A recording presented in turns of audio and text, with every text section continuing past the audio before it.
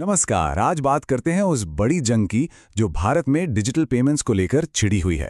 ये एक ऐसी लड़ाई है जो हर रोज हर किसी के फोन पर लड़ी जा रही है और अब इसमें कुछ बहुत बड़े खिलाड़ी मैदान में उतर आए हैं। अच्छा, जरा सोचकर बताइए, आखिरी बार आप कैश निकालने के लिए एटीएम कब गए थे?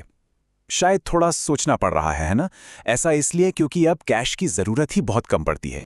मतलब चाहे चाय की टपरी हो, सब्जी वाला हो या फिर कोई बड़ा सा मॉल, हर जगह बस फोन निकाला, स्कैन किया और हो गया पेमेंट। सच में इस क्यूआर कोड ने तो जिंदगी ही बदल दी है। तो यूपीआई के इस खेल में अब तक तो कुछ जाने पहचाने नाम ही छाए हुए थे, पर अब कहानी में एक नया ट्विस्ट आ गया है और उन्हें टक्कर देने के लिए एक नया दावेदार मैदान में है। बिल्कुल, पेटीएम, फोनपे, गूगल पे, यही वो नाम है जो हर दुकान के क्यूआर कोड पर दिखते हैं और हम में से ज्यादातर लोग इन्हीं में से किसी एक ऐप का इस्तेमाल भी करते हैं।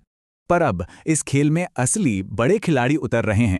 आईसीआईसीआई, एचडीएफसी और तो और एसबीआई जैसे बड़े बड़े बैंक भी अब सीधे सीधे इस मुकाबले में कूद पड़े हैं। तो सवाल ये उठता है कि ये फिनटेक कंपनियां आखिर पैसा बनाती कैसे हैं? मतलब यूपीआई ट्रांजैक्शन तो फ्री है, तो फिर इनकी कमाई का जरिया क्या है? इनका बिजनेस मॉडल बड़ा स्मार्ट है।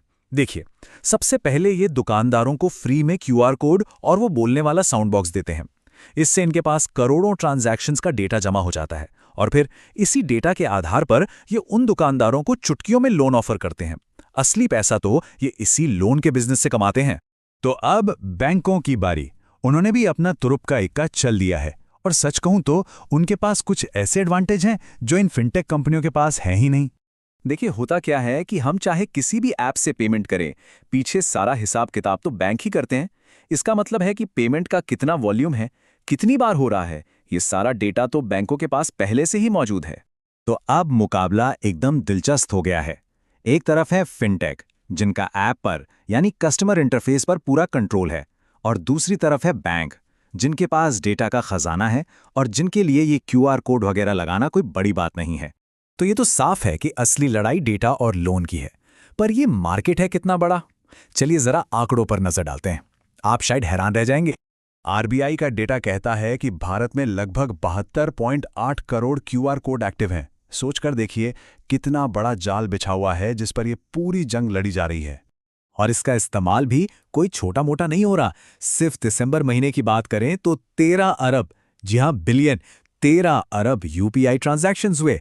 अंदाजा लगाइए कि हर महीने कितना सारा डेटा बन रहा है।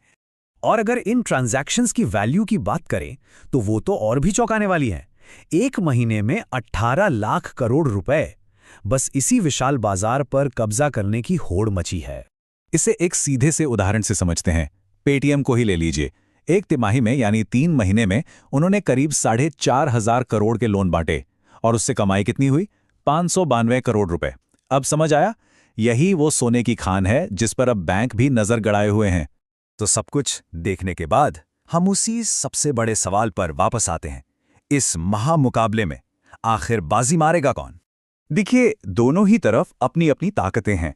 फिनटेक कंपनियों के पास क्या है? एक बना बनाया करोड़ों लोगों का यूजर बेस, और बैंकों के पास?